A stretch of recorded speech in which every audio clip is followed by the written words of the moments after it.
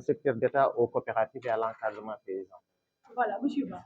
Bon, merci. C'est déjà, avant de répondre à votre question, j'aimerais remercier au nom du gouvernement du Sénégal le CRAS pour nous avoir invités à participer à cette rencontre de réflexion qui porte sur la bonne gouvernance foncière et la souveraineté alimentaire.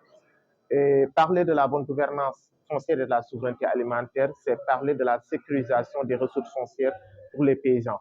Parce que nous savons tous au Sénégal, quand on parle de la souveraineté alimentaire, on ne peut pas parler de la souveraineté alimentaire sans parler de l'apport que les exploitations familiales constituent. Parce que si nous prenons le Sénégal, presque 90% de les exploitations, de la production agricole du Sénégal est assurée par ces exploitations familiales-là. Donc, il est impossible de parler de souveraineté alimentaire sans prendre en compte ces exploitations familiales. Et donc, pour ces exploitations, leur outil de base, c'est le foncier. Donc, il est important que leur outil de base, leurs ressources productives de base soient sécurisées par elles-mêmes. Mais quand on parle de sécurisation des ressources productives de base des exploitations familiales, cela signifie pour nous, c'est venir à ces genres de rencontres, discuter avec eux, réfléchir avec eux pour prendre en compte leurs propositions et voir avec les orientations politiques de l'État comment aller vers un consensus qui puisse nous permettre d'aller vers une réforme foncière. Parce que vous n'êtes pas sans savoir que jusqu'à présent, le foncier au Sénégal est géré par la loi sur le domaine national qui date de 1964.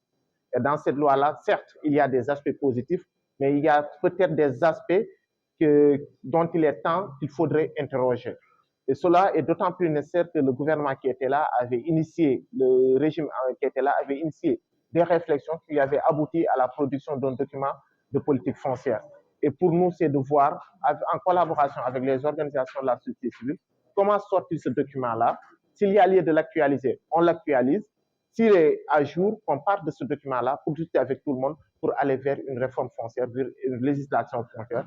Parce que nous sommes tous, s'il y a une chose sur laquelle, aussi bien l'État que les organisations de la société civile, que les producteurs, sur lesquels nous sommes tous d'accord, c'est qu'il est important d'aller vers une réforme foncière. Mais on parle d'une réforme foncière qui soit inclusive, qui soit transparente et qui s'inscrive dans la durabilité et la gestion durable des ressources naturelles.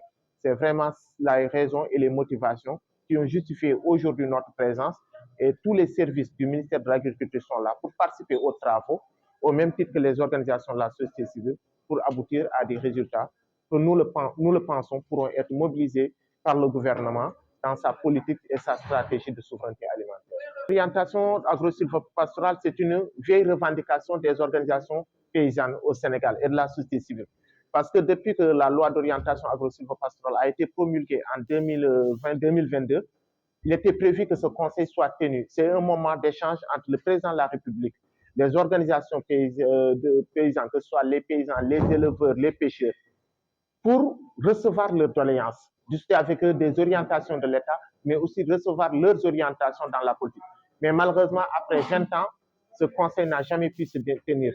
Et là, nous, dès que nous sommes arrivés au pouvoir, l'une des premières décisions du président, c'est d'afficher sa volonté pour que ce conseil puisse se tenir dans les plus brefs délais. Et nous sommes en train présentement de travailler avec toutes les organisations de la société civile pour aller vers la révision de la loi d'orientation agro-sylvo-pastorale qui constitue le cadre normatif de base de tout ce qui doit se faire dans le milieu rural. Et nous pensons que si nous parvenons à aller vers une loi stabilisée dans les plus brefs délais, le président de la République pourra convoquer ce conseil et ce sera quand même un moment symbolique.